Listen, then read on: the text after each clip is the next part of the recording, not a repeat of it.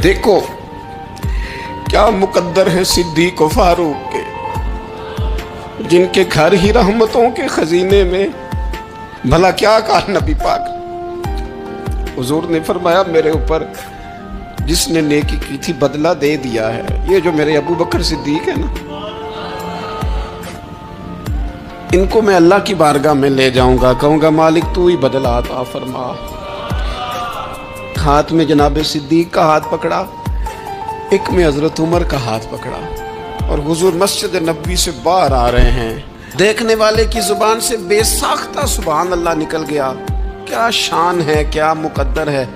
تو حضور علیہ السلام روک گئے اور روک کے فرمایا تو حیران ہو رہا ہے نا، تو حیران ہو رہا ہے نا کہ میں نے ایک ہاتھ میں ابو بکر کو پکڑا ہے، ایک میں عمر کو پکڑا ہے۔ فرمایا قیامت میں جب میری قبر کھلے گی تو میں اسی طرح قبر سے نکلوں گا۔